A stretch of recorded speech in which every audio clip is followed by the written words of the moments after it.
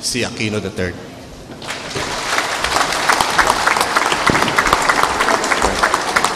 Magandang umaga po, mabuo tayo lahat. Secretary Mario Monteo, Secretary Sunny Coloma, siyempre tatay po ng Marikina, Tatay Del de Guzman, ati po ang ginagalang na kinatawan, Frederico ka pala, Miro. Congressman Biason, Mayor Karen Villanueva, Dr. Cesar Saloma, Dr. Alfredo Lagmay, Dr. Nathaniel Servando, of course, former Representative Risa Ontiveros Barakel, proponents of Project NOAA, other local government officials present, fellow workers in government, honored guests, mga minamahal ko pong kababayan, magandang umaga po sa inyo lahat.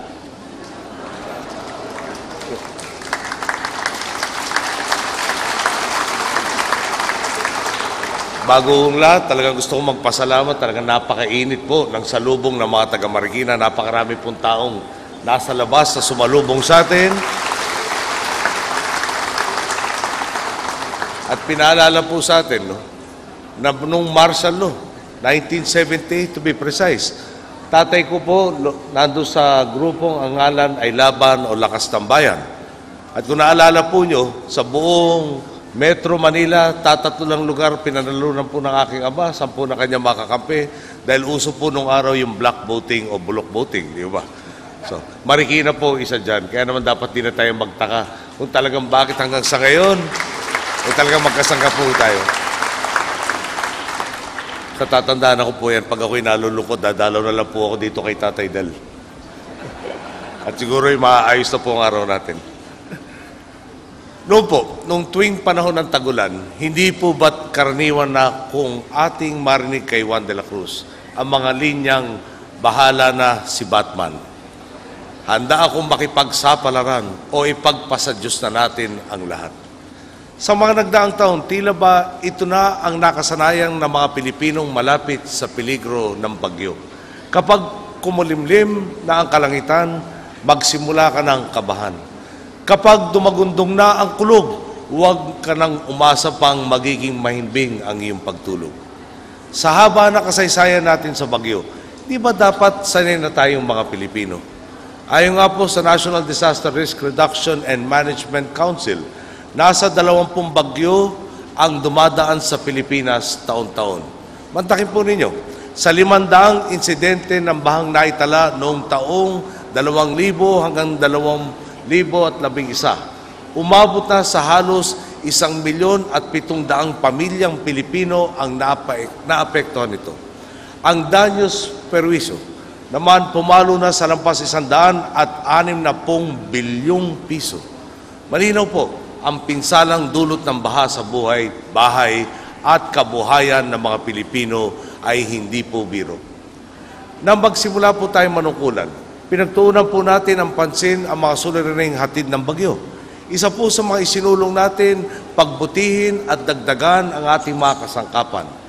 Ang 4 na locally assembled na water level monitoring sensors na dinatnan natin noong 2010, nadagdagan natin ng 9 nitong 2011 at 12 na ngayong 2012 at hindi pa tapos ang 2012. 100 automated rain gauges naman po ang nai-assemble natin noong nakaraang taon. At ngayon, suma total, 86 na dito ang nai-deploy sa iba't ibang rehiyon sa bansa. Simula noong 2010, operational na rin ang 6 na Doppler radar stations natin sa Baguio, Subic, Tagaytay, Virac, Mactan at Hinatuan. 3 karagdagang Doppler weather radars naman ang inaasahan natin maging operational sa Tampakan, Apari at Baler bago matapos ang 2012. Sa kabila po ng mga tagumpay na ito, mulat tayo na malawakang pagbabago ay hindi magaganap sa isang idlip lang. Sa araw pong ito, nagtitipon-tipon tayo upang ilunsad ang Project NOAA o ang Nationwide Operational Assessment of Hazards ng Department of Science and Technology. Sama-sama po tayong umuusad sa kolektibo nating layon ang magkaroon ng mas tiyak at mas maasang sistema para mailayo sa peligro ang ating mga kababayan at maiwasan o mabawasan ang pinsalang dulot ng kalamidad sa ating pong bansa. Ang Project Noah po ang magsisilbing arko ng mga Pilipinong laban sa dilubyo. Tutuldukan na natin ang nakasanayang pagtitiis tuwing tag-ulan. Hindi na pwede ang bahala na. Sawa na tayo sa kaba. Sa tama at sapat na kaalaman, sasanayan natin ang mga Pilipino sa puspusang kahandaan. Layo ng proyektong ito na makapaglaan ng sapat na oras sa pagbibigay babala sa baha, lalo na sa mga komunidad na malapit sa 18 nating major river basins.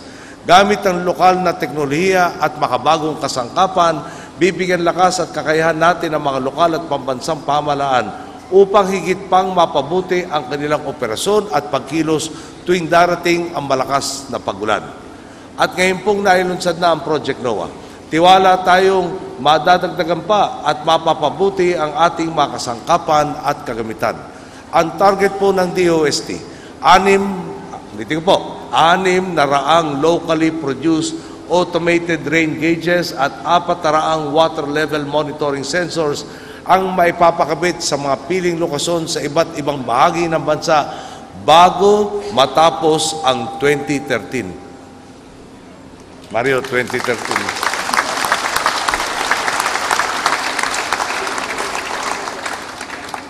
Ibig sabihin niya, next year na yun, Mario. At ang lahat po ng mga ito, dito mismo sa Pilipinas gagawin. Gawang Pilipino para sa Pilipino. Sa sigasig po ni Secretary Mario Montejo, tiwala po tayong maabot ito. Baka sa 2012, halos matapos to. Hindi ako magagalit kung matapos ang 2012. Pero pwede na ho yung 2013. Kung masisilip nga po ninyo ang website ng Project Noah sa NOAA, dito po yung mga hindi nag-aaral ng computer o nag-aaral, dadahan-dahanin ko na baka magkamali ng address. Website ng Project Noah sa noah.dost.gov.ph. Tama na ba yun? Mabibilib kayo sa ginhawang hatid na ginagamit nating teknolohiya. I-type mo lang ang iyong lokasyon at gamit ang ating Doppler radars at iba pang kagamitan, malalaman mo na ang kondisyon ng panahon at kung gaano kalakas ang magiging pagbaksak ng ulan sa inyong lugar. Di na tayo makikiusap, di tayo maghihintay ng balita, anytime po pwede na raw pasukan niya at malaman. Sa dami po ng binanggit nating makabagong kagamitan, ang tanong po, anong pagbabago ba ang hatid nito sa karaniwang Pilipino? Ngayon po, hindi na palad ang panukat sa lakas ng ulan. Tsak ang datos na makakalap natin sa ating rain gauges. Hindi na po tuhod, baywang at ulo ang panukat natin sa nivel ng tubig ulan. Eksaktong sukat na ang hatid sa atin ng water level sensors. Hindi na rin po padadaanin sa hula ang lagay ng panahon at kung saan babaksak ang ulan. Real-time na datos at impormasyon na rin ang hatid sa atin ng Doppler radars. Sa ilalim po ng Project Noah, mapapabuti at mapagsasama-sama na natin ang lahat ng akma at napapanahong impormasyon kailangan sa kalamidad. Ang lahat po ng ito magbibigay lakas sa operasyon ng ating mga ahensya tuwing nagbabadya ang malakas na ulan at pagbaha. Ngayon po, wala nang kanya-kanya at pinagsanib puwersa at pinag-isa na ang ating mga inisyatiba para mapaghandaan ang sakuna. Hindi po milagro ang nangyari sa proyektong ito. Bunga ito ng pagbabayanan ng Department of Science and Technology sa pangunguna nga ni Secretary Mario Montejo, kasama na si Dr. Nathaniel Servando ng Pag-asa, ng Universidad ng Pilipinas at ng iba pang katuwang na ahensya. Kayo ang nagpapatunay, hindi totoong ang buhay ay weather-weather lang. Nasa kamay natin kung sisikat ang magandang araw ng kinabukasan. At nasa atin rin kung habang panahon tayong kukublihan ng bagabag. Gamit ang agham at teknolohiya, katambal ang sigasig at wagas sa serbisyo, kaya nating mapangalagaan ang kapakanan ng sambayanang Pilipino. Sa Biblia, si Noah ang bumuo ng arkong nagsilbing kanlungan laban sa sakuna. Ang Project Noah naman po ang tugon ng ating panahon sa delubyong dulot ng pangamba at kapahamakan. At siyang magtitimon sa mga Pilipino sa direksyon ng kahandaan at kapanatagan. Ito po ang magsasagwan sa atin tungo sa kaligtasan. Tandaan po natin palagi na nasa iisang bangka lang tayong mga Pilipino.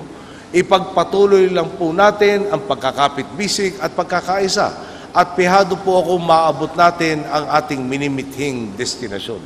Isang Pilipinas na mas ligtas, mas maaliwalas at may mas malawak na pagkakataon sa kaunlaran para ho sa lahat. Magandang araw po. Maraming salamat sa lahat.